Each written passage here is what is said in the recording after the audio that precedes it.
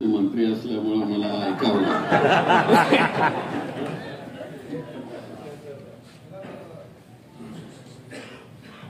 माझे मित्र सत्कारमूर्ती रामदास आठवलेजी, सौभाग्यवती सीमाताई आठवलेजी, श्रीयुत दरेकरजी, श्रीयुत महातेकरजी, आमचे सोलापूरचे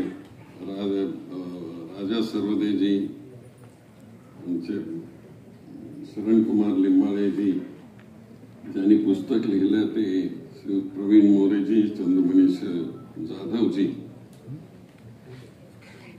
आणि सर्व रिपब्लिकन पक्षाचे प्रमुख कार्यकर्ते, इतर पक्षाचे कार्यकर्ते आहेत, उपस्थित बंधू आणि भगिनी.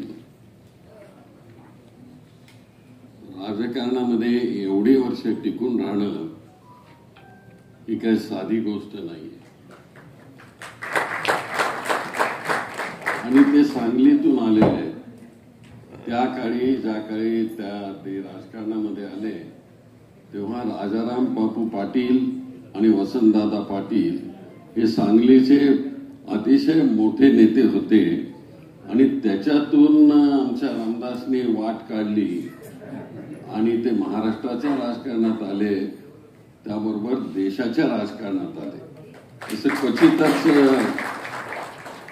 स्वतःच्या हिंमतीवर क्वचितच असा एखादा नेता येतो. त्या एखाद्या नेत्यामध्ये ते आहेत.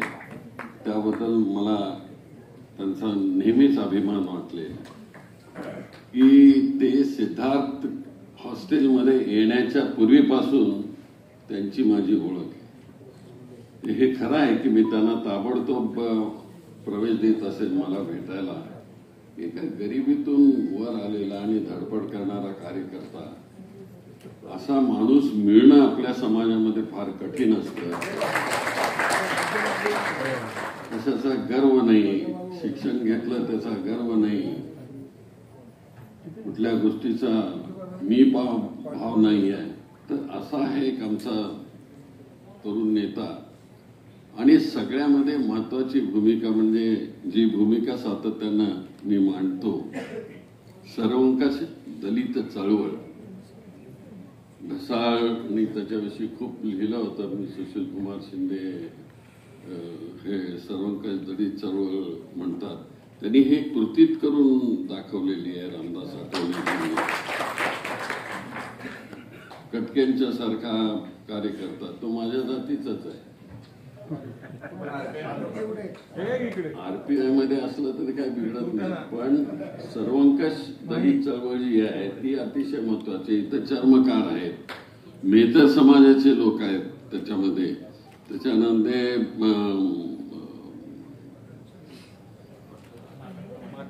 मातंग समाजाचे आहेत. असे हे 4-5 ज्या प्रमुख जाती आहेत दलितांच्या मधल्या, त्या सगळ्यांना त्यांनी स्थान दिलेलं आहे. आणि अशी आठवण ठेवून स्थान देणारे फार कमी नेते असतात. आणि म्हणून आम्हाला बाबासाहेबांनी सगळ्यांच्या करता म्हणून प्रयत्न केले. बाबासाहेब एकट्या बौद्ध समाजाकरता त्यांनी प्रयत्न केले नाही, सगळ्या दलित समाजाकरता केले. म्हणून मी सातत्यानं ही भूमिका मांडतोय की सर्वंकष दलित चळवळ ही वाढली पाहिजे. म्हणजे त्याच्यात आणि दुसऱ्या जातीमध्ये असा संघर्ष होता कामा नये. आपण सगळे बाबासाहेबांची लेकरं आहोत आणि त्यामुळे आपण पुढे गेलं पाहिजे या मताचा मी सातत्यानं भूमिका मांडतोय. तसंच रामदासजी आठवलेंनी ही भूमिका घेतलेली आहे, त्याबद्दल मी मनापासून धन्यवाद देतो. खरं म्हणजे कठीण काम असतं ते त्यांनी केलं. आणि महाराष्ट्रातल्या एका ग्रामीण भागामधला, सांगलीमधला एक कार्यकर्ता आज भारताच्या राजकारणामध्ये एवढं नाव कमवतो. आणि इतकंच नाही तर मग अटल बिहारी असो नाहीतर नरेंद्र मोदी असो, त्या दोघांनाही हसवतो. काँग्रेसवाले तर हसतातच चांगल्या दृष्टिकोनातून, कम्युनिस्टवाले हसतात. तुम्हाला कल्पना नाही, कारण मी त्यांच्याबरोबर पार्लमेंटमध्ये होतो, राज्यसभेत होतो, लोकसभेमध्ये होतो. आणि ते जे 4 लोक नाही, आम्ही 5 लोक होतो निवडून आलेले त्या लोकसभेमध्ये. ते पुढच्या वेळेस करेक्ट करा. मी वाचलंय तुमचं पुस्तक म्हणून सांगतो. आम्ही 5 लोक होतो, तर 5 लोक त्यावेळेस ही पण शरद पवारांचीच कमाल होती. या 5ही लोकांना त्यात प्रकाश आंबेडकरही होते. नाही 4 नाही 5 होते माझ्या सही.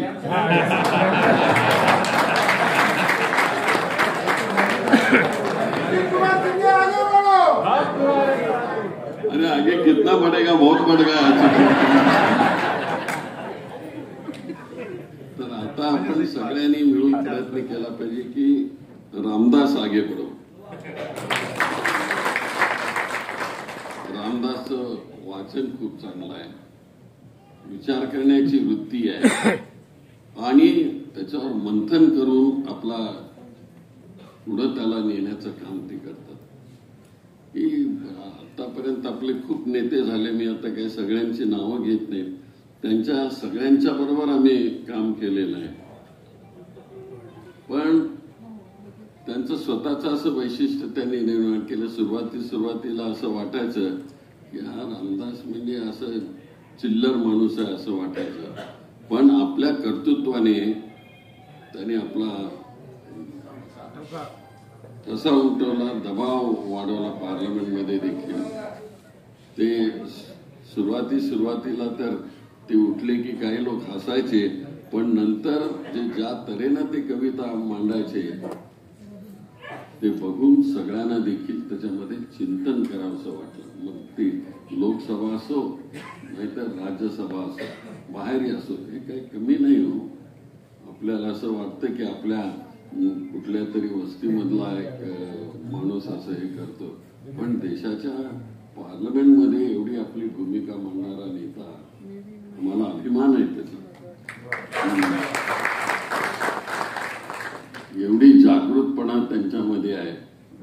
कविता करणं वगैरे काय लिंबाळे साधी गोष्ट नाही. शरणकुमार लिंबाळे हे माझ्याच जिल्ह्यामधले आहेत. राजा सरोदे माझ्या तिथल्या. आता मला मदत केली त्यांनी माझ्या ह्या वेळेस.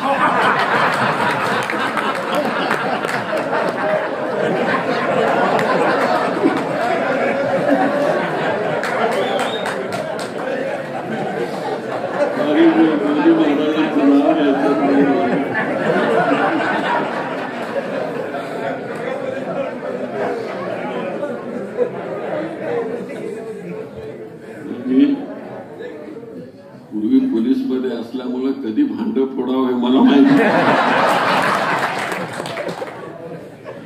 नेहमी राजाभाऊची देखील आमची मैत्री खूप आहे. अरे समाजाच्या दुःखी पीडितांचं ते काम करतात, त्याच्याविषयी आम्हाला नेहमीच आली. मी तर मुलं सांभाळायला होतो 10 रुपयावर एवढ्या कष्टातून. आणि आमच्या ह्या मित्राला ज्या तऱ्हेनं, मला तर माहिती आहे किती लोकांना माहिती आहे, ते मुंबईमध्ये आल्यानंतर हॉस्टेलमध्ये जाण्यापूर्वी ते वर्तमानपत्रावर झोपत होते. हा बरोबर आहे ना लेखक.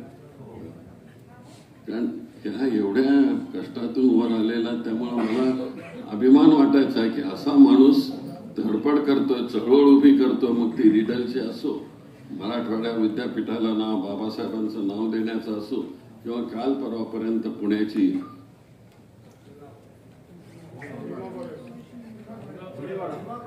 भीमपुरी ती चळवळ असो, हे सगळं धावून येणारी जी प्रवृत्ती आहे त्यांची, ती कार्यकर्त्यांनी शिकली पाहिजे.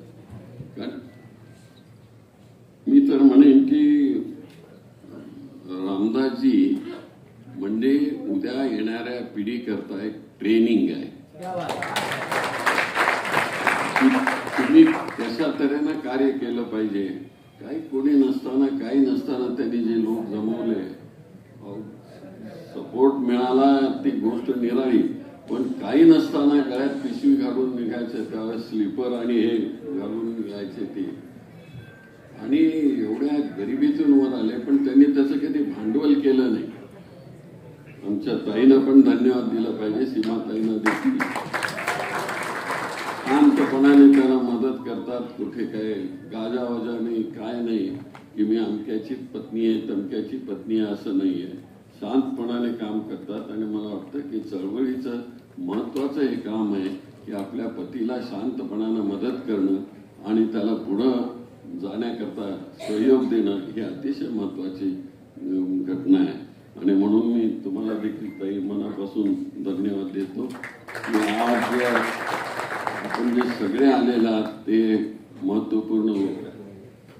तर हे बोलण्यासारखं आज तसं खूप आहे, पण सगळेच बोलायला लागले तर त्या पुस्तकाच्या पेक्षाही आणखी काही बोलतील. पण आता आपण एवढंच हे लक्षात ठेवूया आणि रामदासजींना शुभेच्छा देऊया की तुमचं एक पुस्तक निघालं, 10 खंड निघणार आहेत, पण त्यांच्याही पेक्षा इंटरनॅशनली तुमचा गवगावा व्हावा आणि भारताच्या समाजकारणामध्ये, राजकारणामध्ये जी तुम्ही भूमिका मांडतायत त्याचं कौतुक व्हावं.